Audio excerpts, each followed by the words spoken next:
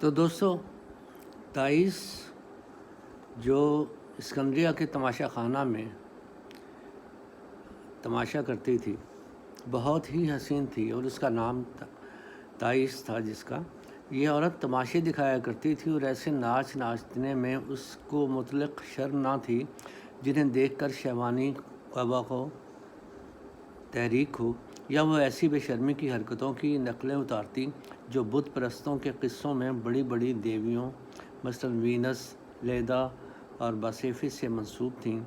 ان نقلوں سے وہ تماشائیوں کے دلوں میں تعیش کی آگ بھڑکا دیتی، اور جب عاشق مزاج خوبرو جوان یا مالدار بوڑھے ہمیشہ کے لیے تماش بین اس کے دروازے پر پھولوں کے کنٹھے لٹکانے آتے تو ان کو اندر بلا کر بہت ہی خاطر و مدارت سے پیش آتی، اور جس طرح اپنا دین و ایمان غارت کیا تھا ان لوگوں کا دین و ایمان بھی غارت کرتی تھی. یہ ساری بات جب یاد آتی ہے یفنوتوس کو تو وہ بہت شرمندہ ہوتا ہے اور احساس گناہ کا شکار ہو جاتا ہے، اور وہ زندگی کا مشن یہ بنا لیتا ہے کہ وہ اسے کسی طرح سے تلاش کر کے پھر اسے راہ راست پر لانے کی کوشش کرے گا، تاکہ یہ گناہوں میں لپٹتی زندگی اس کی وہ اس سے نجات حاصل کرے اور ان عذابوں سے بچ جائے جو کہ ان گناہوں کے نتیجے میں اس کے منتظر تھے. وہ اب سفر ہے، تلاش، ایک سفر ہے، اس کی تلاش ہے، وہ نکلتا ہے اس کی تلاش میں دور دراز کے علاقوں میں، راستے میں تجربات ہیں اس کے. یہ سفر اردو والا اور سفرنگ جو ہے انگریزی والی، یہ حقیقت کے لیے جاننے کے لیے بہت ضروری ہوتے ہیں. اس میں وہ ان سب چیزوں سے گزرتا ہے اور سوچ و بچار کے بڑے گہرے اس کے تجربے اس راستے میں آتے ہیں. فائنلی وہ اس جگہ کے قریب پہنچ جاتا ہے جہاں وہ تائیس سے ملنے کی امید کر سکتا تھا. اس کا ایک دوست بھی وہاں ہے، نیکیاس، ایک رئیس ہے وہ، اور وہاں سے وہ اس سے ملتا ہے، اس کا لباس دیکھتا ہے اور وہ اسے فرمائش کرتا ہے کہ مجھے اس طرح کا لباس اور پیسے دیے جائیں تائیس سے ملنے سے پہلے. تو اس سے وجہ ابھی نہیں بتاتا، لیکن وہ اس کی ضرورت پوری کر دیتا ہے. اور پھر اس کے ذہن میں آتا ہے کہ نیکیاس نہ جانے کیا سوچے گا، تو وہ نیکیاس سے کہتا ہے، نیکیاس تم میری ان باتوں کو کسی برائی پر معمول نہ کرنا. میں اس لباس اور ان طلا کار نالین اور کیسا زر سے ایک بڑا نیک کام لینے والا ہوں. نیکیاس نے کہا، میں ہرگز برا نہیں سمجھ سکتا، اور نہ ہی ان چیزوں سے میرے دل میں تمہاری طرف سے کسی برائی کا گمان پیدا ہو سکتا ہے، کیونکہ میرا یقین ہے کہ برائی کرنا یا بھلائی کرنا انسان کی طاقت سے باہر ہے. کسی چیز کو برائی یا بھلائی سمجھنا محض انسان کی رائے پر موقوف ہے.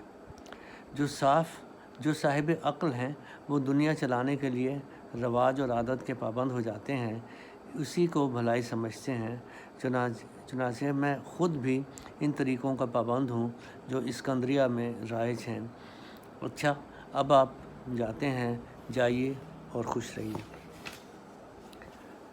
یفنوتوس کو اس وقت خیال آیا کہ جس قصد سے یہاں تک آیا ہوں بہتر ہے کہ نیکیاس پر ظاہر کر دوں. چنانچہ وہ کہنے لگا، نیکیاس، تم تائیس کو تو جانتی ہوگے جو تماشا گاہ میں تماشے دکھایا کرتی تھی. نیکیاس نے جواب دیا، خوب جانتا ہوں، بے حد حسین عورت ہے.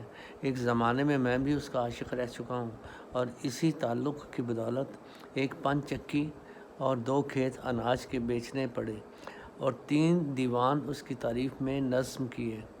حقیقت یہ ہے کہ حسن و جمال کے برابر دنیا میں کسی چیز کو طاقت نہیں. اگر کہیں یہ ہمیشہ رہا کرتا تو پھر آپ کے ان ربانی کلمات اور تجلیات اور فلاسفہ کی ہذیان سرائیوں پر انسان کی توجہ بہت ہی کم رہ جاتی. لیکن مشفق، مجھ کو حیرت ہے کہ اس وقت طیبی کی صحرائے دور و دراز سے آپ یہاں آ رہے ہیں اور تائس کا ذکر آپ کی زبان پر؟ حیرت اتنا کہہ کر نکیاس نے ایک آہ سرد بھری۔ یفنتوس نے یہ واقعہ سن کر کہ نکیاس کی آشنائی تائس سے رہ چکی ہے، نہایت ہی نفرت اور غصے کی نظر سے اس پرانے دوست کو دیکھا، اور اس کی سمجھ میں نہ آیا کہ اتنے بڑے گناہ کا اقرار کوئی شخص کیوں کر ایسی بے تکلفی سے دوسرے کے سامنے کر سکتا ہے۔ اس گناہ کے خیال سے یفنتوس سمجھا کہ زمین اب شک ہوا جاتی ہے اور اس سے شعلے نکل کر نکیاس کو جلا کر خاک کر دیں گے، لیکن باوجود انتظار کے زمین شک نہ ہوئی، اور اسکندریہ کا یہ رئیس ہتھیلی پر ماتھا رکھے مرمٹی جوانی کی دلربا صورتیں یاد کر کے افسردگی کے ساتھ مسکراتا رہا۔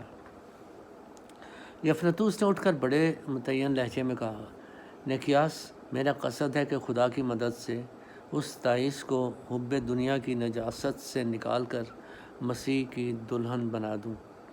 روح القدس نے اگر میرا ساتھ نہ چھوڑا تو آج ہی اسکندریہ سے نکال کر اس عورت کو راہبات کی کسی خانقاہ میں پہنچا دوں گا۔ نکیاس نے کہا، ایسا ہرگز نہ کرنا، وینس کو ناراض کرنے سے ڈرو۔ وینس حسن و عشق کی دیوی ہے اور وہ بڑی ہی زبردست ہے۔ اگر اس کے دربار کی اس حسین خادمہ کو تم نے یہاں سے نکال لے جانے کی کوشش کی تو وہ تم سے خفا ہو جائے گی، اور اس کی خفگی کا نتیجہ تمہارے حق میں برا ہوگا۔ یفنتوس، خدا مجھے محفوظ رکھے گا۔ نکیاس، خدا ایسا کرے کہ تمہارے دل میں بھی خدا کا نور چمکے اور تم اس ورطۂ ظلمت سے نکلو جس میں غوطے کھا رہے ہو۔ اتنا کہہ کر یفنتوس مکان سے باہر نکلنے کو ہوا۔ نکیاس پیچھے پیچھے آیا اور دروازہ کے قریب پہنچ کر راہب کے کندھے پر ہاتھ رکھا اور اس کے کان میں کہا، دیکھو، حسن و عشق کی دیوی کو ناراض نہ کرنا، اس بات سے ہمیشہ پرہیز کرنا، اس دیوی کا انتقام بلائے بے درماں ہوتا ہے۔ تو دوستو، یہ یہیں تک رکھتے ہیں ایک حصہ، تو اس کے بعد وہ کس طرح سے آگے تائس کے لیے اس کی کوشش جاری رہتی ہے وہ بعد میں دیکھیں۔